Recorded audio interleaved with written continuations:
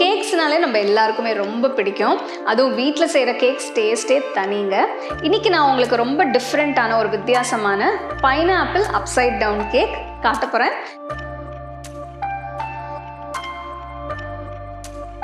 Pineapple upside down cake செய்யறதுக்கு ஒரு பவுலில் 150 gram brown sugar, 50 gram white sugar, 115 gram soft butter அதாவது வெண்ணெயை யூஸ் பண்ணுறதுக்கு முன்னாடி நல்லா ரூம் டெம்பரேச்சர் வந்த பிறகு யூஸ் பண்ணிங்கன்னா நல்லா சாஃப்டாக இருக்கும். இதெல்லாம் போட்ட பிறகு ஒரு ஹேண்ட் பீட்டர் வச்சு நல்லா பீட் பண்ணணும். பீட் பண்ண பிறகு இந்த மிக்ஸ்சர் ரொம்ப ஃபைனாக ஸ்மூத்தாக இருக்காது, கொஞ்சம் கோர்ஸாக தான் இருக்கும். அடுத்தது இதில் ஒரு முட்டை போட்டு பீட் பண்ண பிறகு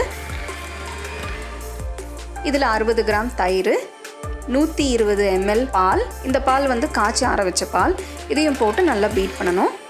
இன்னொரு பவுலில் 210 கிராம் மைதா, இதில் 1/2 teaspoon baking powder, 1/4 teaspoon baking soda, 1/2 teaspoon உப்பு, இதெல்லாம் போட்ட பிறகு லேசாக மிக்ஸ் பண்ணிவிட்டு சர்க்கரை மிக்ஸ்சரில் போட்டு எல்லாமே சேர்த்து நல்லா பீட் பண்ணணும்.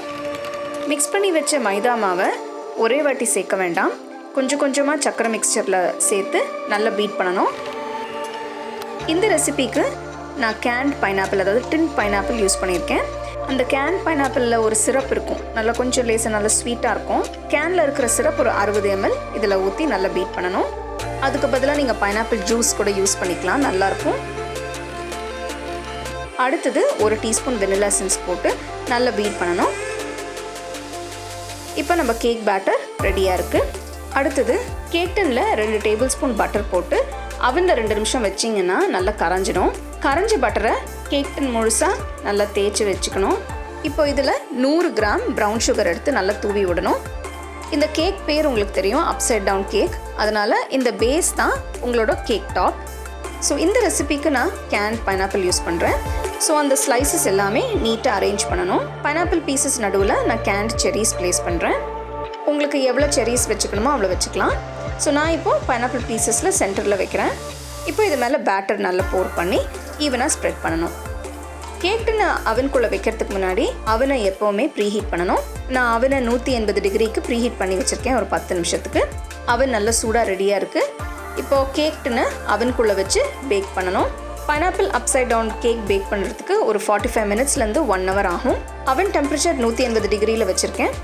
கேக்கு டின்லேருந்து எடுக்கிறதுக்கு முன்னாடி அது கம்ப்ளீட்டாக கூல் ஆகிடணும், இல்லைனா அது அடியில் ஒட்டிக்கிறதுக்கு சான்ஸ் இருக்குது. ஸோ இப்போ கேக் 1 மணி நேரம் கழித்து பார்த்தீங்கன்னா நல்லா பேக் ஆகிருக்கு. அவன்லேருந்து எடுத்த பிறகு கம்ப்ளீட்டாக கூல் பண்ணிவிட்டு இப்போ ஒரு பிளேட்டில் நான் அதை மாற்ற போகிறேன். ஸோ இந்த ரெசிபி பார்த்த உடனே உங்களுக்கே புரிஞ்சிருக்கும் ஏன் இது நம்ம பைனாப்பிள் அப்சைட் டவுன் கேக்குன்னு சொல்கிறோன்னு. இது ரொம்ப டேஸ்டியாக இருக்கும். ஸோ அடுத்த வாட்டி நீங்கள் பைனாப்பிள்ஸ் வாங்கி இல்லைன்னா இந்த மாதிரி கேன் பைனாப்பிள்ஸ் வாங்கி இந்த ரெசிபி நீங்கள் ட்ரை பண்ணலாம், ரொம்ப டேஸ்ட்டாக இருக்கும். கண்டிப்பாக இந்த ரெசிபி ட்ரை பண்ணி என்ஜாய் பண்ணுங்கள்.